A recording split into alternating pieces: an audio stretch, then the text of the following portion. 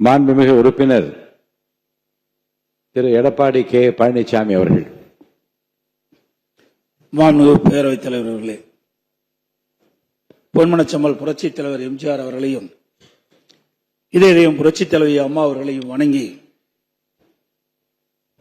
நடைபெற்று முடிந்த சட்டமன்ற பொதுத் தேர்தலில்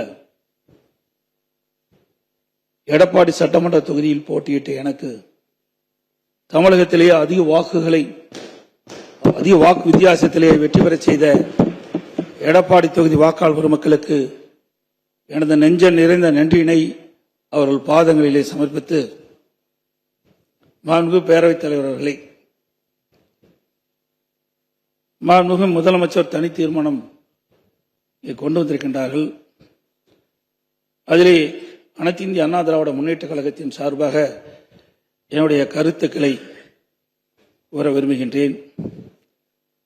கர்நாடக அரசு மேகதாதுவின் கோரிக்கை அணை கட்டுவது தொடர்பாக பல்வேறு காலகட்டங்களிலே அதை தடுத்து நிறுத்துவதற்கு அனைத்து இந்திய அண்ணா திராவிட முன்னேற்ற கழக அரசு பல்வேறு நடவடிக்கை எடுக்கப்பட்டது. கர்நாடக அரசு மேகதாது என்னும் இடத்தில் தன்னிச்சையாக காவிரி ஆற்றின் கோரிக்கையை அணை கட்ட முயற்சித்து தடுத்து நிறுத்தம் போட்டு மாண்புமிகு அம்மா அவர்கள் தமிழகத்துடைய முதலமைச்சராக இருந்த காலகட்டத்தில் 5/12/2014 அன்று தமிழ்நாடு சட்டப்பேரவையில் தீர்மானம் கொண்டாந்து நிறைவேற்றப்பட்டு மாண்புமிகு உறுப்பினர்கள் அந்த விவாதத்திலே கலந்து கொண்டு பல்வேறு கருத்துக்களை அப்பொழுது தெரிவித்திருக்கின்றார்கள். அப்பொழுது கொண்டு வந்த தீர்மானத்தின் அடிப்படையில் மாண்புமிகு பாரத பிரதமர் அவர்களுக்கு மாண்புமிகு அம்மா அவர்கள் அனுப்பிய கடிதத்தை அன்றைய தினம் இருந்த தமிழ்நாடு சேர்ந்த நாடாளுமன்ற உறுப்பினர்கள், புதுச்சேரியை சேர்ந்த நாடாளுமன்ற உறுப்பினர்கள் சுமார் 55 பேர் மாண்புமிகு பாரத பிரதமர் அவர்களை 28/3/2015 அன்று சந்தித்து இந்த கடிதத்தை கொடுத்து இதன் அடிப்படையில் நடவடிக்கை எடுக்க வேண்டும் என்று தெரிவித்தார்கள். அப்போது சம்பந்தப்பட்ட துறையிடம் தற்போதைய நிலை குறித்த அனைத்து விவரங்களையும் சேகரிக்க ஏற்கனவே அறிவுறுத்தியுள்ளதாகவும் இது குறித்து பரிசீலிப்பதாகவும் அன்றைய தினம் மாண்புமிகு பாரத பிரதமர் நாடாளுமன்றத்திலே உறுதியளித்தார்கள். மேலும்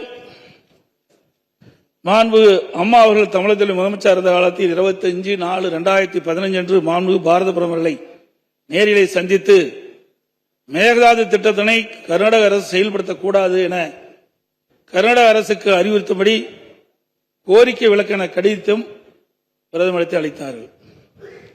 மாண்புமிகு அம்மா அவர்கள் முதலமைச்சர் இருந்த காலத்தில் மாண்புமிகு பாரத பிரதமரிடம் 7/8/2015 மற்றும் 14/6/2016 ஆகிய நாட்களில் நேரில் சந்தித்து மேகதாது திட்டத்தினை கர்நாடக அரசு செயல்படுத்தி அனுமதிக்க கூடாது என்று வலியுறுத்தினார்கள்.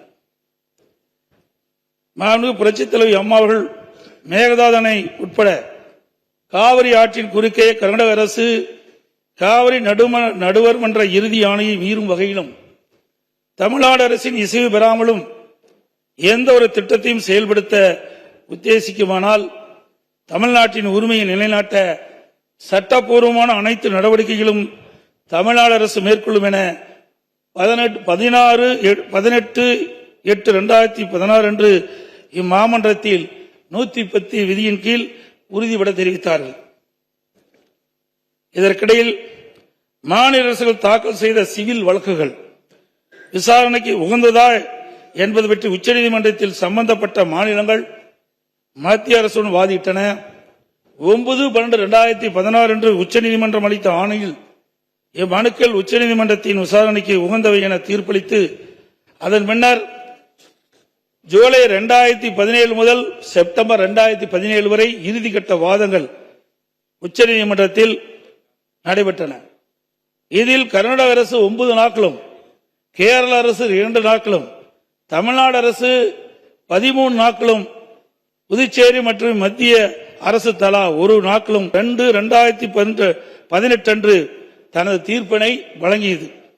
இத்தீர்ப்பின் முக்கிய அம்சங்கள் பின்வருமாறு: பன்மாநில நதிகள் தேசிய சொத்து, எந்த ஒரு மாநிலம் தனி உரிமை கோர இயலாது என்று நவம்பர் 1991 ஆண்டிய உச்சநீதிமன்றத்தின் கருத்து இத்தீர்ப்பில் மீண்டும் உறுதி செய்யப்பட்டுள்ளது. 1892 மற்றும் 1924 ஆண்டிய ஒப்பந்தங்கள் செல்லத்தக்கதல்ல என்ற கர்நாடகின் வாதம் ஏற்றுக்கொள்ளப்படவில்லை.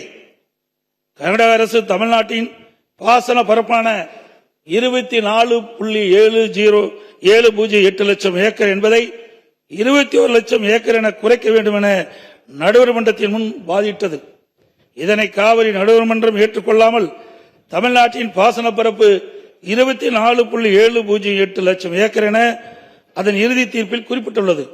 இதனை உச்சநீதிமன்றம் ஏற்றுக்கொண்டு பிறப்பித்த ஆணைக்கு பாதகம் ஏதும் இல்லாமல் காவிரி நடுவர் மன்ற இறுதி ஆணைப்படி மாதாந்திர அடிப்படையில் 15 ஆண்டுகளுக்கு தமிழ்நாட்டிற்கு நீர் வழங்கப்பட வேண்டும் என்பது உறுதிப்படுத்தப்பட்டுள்ளது. உச்சநீதிமன்றம் அனைத்து மாநில வாதங்களை முழுமையாக கேட்டறிந்த பின்னர் கீழ்ப்படுகை மாநிலங்களின் ஒப்புதல் இல்லாமல் மேல்படுகை மாநிலங்களில் எவ்வித கட்டுமான பணிகளும் மேற்கொள்ளக்கூடாது என தெளிவான தீர்ப்பை வழங்கியுள்ளது. மேகதாது திட்டத்தை செயல்படுத்தக்கூடாது என்ற நமது நிலைப்பாட்டை உச்சநீதிமன்ற தீர்ப்புக்கு முன்னரும் பின்னரும் 25/2/2017, 27/2/2017, 4/9/2018, 8/10/2018 மற்றும் 2/11/2018 ஆகிய நாட்களில் நான் முதலமைச்சர் இருந்த காலத்தில் மாண்பு பிரதமர் அவர்களுக்கு கடிதங்கள் மூலமாகவும் நேரடியாகவும் சந்தித்து அணை கட்டுவதற்கான அனுமதியை மத்திய அரசு வழங்கக்கூடாது என்று தொடர்ந்து வலியுறுத்தி கேட்டுக் கொள்ளப்பட்டது. மேலும் 5/7/2017 மற்றும் 23/11/2017 ஆகிய நாட்களில் மத்திய நீர்வள ஆதாரத்துறை அமைச்சரையும் நேரிலே சந்தித்தும் கடிதங்கள் வாயிலாகவும் கர்நாடக அரசுக்கு மேகதாது அணை கட்ட எவ்வித அனுமதியும் மத்திய அரசு வழங்கக்கூடாது என வலியுறுத்தப்பட்டது. ஏற்கனவே உச்சநீதிமன்றம் பெங்களூரு நகரின் குடிநீர் தேவை உட்பட பிற பயன்பாட்டுக்காக 14.75 டிஎம்சி அடி நீரை கர்நாடக அரசுக்கு கூடுதலாக அளித்து உத்தரவிட்டுள்ளது. இந்நிலையில் மீண்டும் பெங்களூரின் குடிநீர் தேவைக்கென 67 டிஎம்சி அடி நீர் கொள்ளளவு கொண்ட மேகதாது அணையை கட்ட கர்நாடக அரசு முயற்சிப்பது தமிழ்நாட்டை பாலைவனமாக்கும் உள்நோக்கம் கொண்ட ஒரு செயலாகும். எனவே இவ்வணை கட்டப்பட்டால் தமிழ்நாடு மக்களின் வாழ்வாதாரமும் உரிமையும் கடுமையாக பாதிக்கப்படும். மேலும் நீர் பற்றாக்குறை ஏற்படும் ஆண்டுகளில் கடந்த காலங்களைப் போலவே காவிரி நீரை முழுமையாக தனது உபயோகத்திற்காக கர்நாடக பயன்படுத்தும் நிலை உருவாகும். இதை தவிர காவிரி படுகையில் மேற்படுகை மாநிலமான கர்நாடகா புதிய அணை கட்டுவதற்கான எந்த ஒரு அனுமதியும் மத்திய அரசு வழங்கக்கூடாது என்றும் உறுதிபட எடுத்துரைக்கப்பட்டது. மேலும் உச்சநீதிமன்ற ஆணைக்கு எதிராக கர்நாடக அரசின் மேகதாது திட்டத்திற்கான விரிவான திட்ட அறிக்கைக்கு அனுமதி வழங்கிய மத்திய நீர்வள குழுமத்தின் தலைவர், கர்நாடக நீர்வளத்துறை அமைச்சர் மற்றும் கர்நாடக உயர் அதிகாரிகள் மீது நீதிமன்ற அமைப்பது வழக்கு கண்டமெண்ட் ஆஃப் கோர்ட் எனது உத்தரவின் பேரில் 5/12/2012 உச்சநீதிமன்றத்தில் தாக்கல் செய்யப்பட்டது.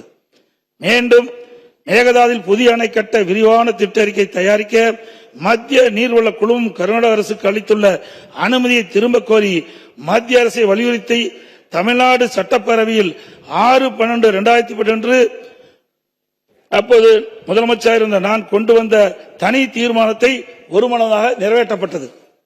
அனைத்து இந்திய அண்ணா திராவிட முன்னேற்ற கழகத்தை பொறுத்தவரைக்கும் 1986 ஆண்டு மாண்புமிகு புரட்சித் தலைவர் எம்ஜிஆர் அவர்களால் துவக்கப்பட்ட சட்ட போராட்டத்தை தொடர்ந்து காவிரி நடுவர் மன்றம் அமைத்து அதை மத்திய அரசியலை வெளியிடச் செய்து நடுவர் மன்றத்தின் இறுதி ஆணையின்படி காவிரி மேலாண்மை வாரியம் மற்றும் காவிரி நீர் முறைப்படுத்தும் குழு ஆகியவற்றை அமைக்க உச்சநீதிமன்றத்தை நாடியது. எனது தலைமையிலான மாண்பு அம்மாவின் அரசு எடுத்த தொடர் நடவடிக்கையின் காரணமாக 16/2/2011 உச்சநீதிமன்றம் இறுதி தீர்ப்பை வழங்கியது. தொடர்ந்து 1/6/18 காவிரி மேலாண்மை ஆணையம் மற்றும் மத்திய அரசு அறிவித்து அதனை மத்திய அரசிலும் வெளியிடப்பட்டது. இந்த ஆணையத்தின் பணிகளும் குழுவின் பணிகளும் முறையாக கீழ்கண்டவாறு வரையறுக்கப்பட்டுள்ளன. 1. காவிரி நதிநீரை தேக்குதல், பகிர்மானம் செய்தல், முறைப்படுத்தல் மற்றும் கட்டுப்படுத்துதல். 2 காவிரி நீர் முறைப்படுத்தும் குழுவின் துணையுடன் அணைகளின் செயல்பாட்டை மேற்பார்வையிடுதல் மற்றும் அவற்றிலிருந்து நீரை பாசன மற்றும் இதர தேவைகளுக்கு வழங்குவதை முறைப்படுத்துதல். 3 கர்நாடகம் தமிழ்நாடு எல்லையில் வில்லுக்குண்டுக்கு நீர் அளவை நிலையத்தில் கர்நாடக அரசு நீர் வழங்குவதை கண்காணிப்பது. இவற்றை தவிர வேறு பணிகள் எதுவும் மேற்கொள்ள இந்த ஆணையத்துக்கு எவ்வித அதிகாரம் இல்லை. இந்நிலையில் 1/2/2024 அன்று ஆணையத்தின் வரையறுக்கப்பட்ட பணி வரம்புக்கு அப்பாற்பட்டு மேகதாது அணை கட்ட பற்றிய விவாதத்தை 28வது காவிரி மேலாண்மை ஆணைய கூட்டத்தில் அறிவித்தது. அப்போதைய திமுக அரசு இதனை கடுமையாக எதிர்த்து வெளிநடப்பு செய்தது குறித்தும் ஆணையம் அதன் அதிகார வரம்பிற்கு சம்பந்தமில்லாத மேகதாது அணை கட்டுவது குறித்த கருத்தை மத்திய நீர்வள கமிஷன் பரிந்துரைத்துள்ளது குறித்து அப்போதைய திமுக அரசின் கவனத்திற்கு நான் கொண்டு வந்தேன். குறிப்பாக 14/2/2024 அன்று சட்டமன்றத்தில் நான் எங்களது ஆட்சி காலத்தில் கர்நாடக அரசு மேகதாது அணை கட்டுவது குறித்து விவாதிக்கும் அதிகாரம் ஆணையத்திற்கு இல்லை என்றும் 2018ஆம் ஆண்டு மேகதாது அணை குறித்து பிரச்சனை மத்திய நீர்வள கமிஷன் பார்வைக்கு சென்றபோது எனது அரசு 5/12/2018 அன்று மத்திய நீர்வள கமிஷன் என்ற இயக்குநர் மீது உச்சநீதிமன்றத்தில் நீதிமன்ற அவமதிப்பு வழக்கை தொடர்ந்து என்றும் இன்னும் அவ்வழக்கு நிலுவையில் உள்ளது என்றும் திமுக அரசு தொடர்ந்து நடத்திட வலியுறுத்தியதோடு தமிழக நலன் பாதுகாக்கப்பட வேண்டும் என்பதையும் உறுதி செய்யும் வலியுறுத்தப்பட்டது. இந்த நிலையில நாம் ஏற்கனவே உச்சநீதிமன்றம் அளித்த தீர்ப்பு நமக்கு ஒவ்வொரு ஆண்டும் கர்நாடக அணையிலிருந்து 177.25 டிஎம்சி தண்ணீர் திறக்கப்பட வேண்டும். ஆனால் அவர்கள் முறையாக திறக்கப்படுவதே இல்லை.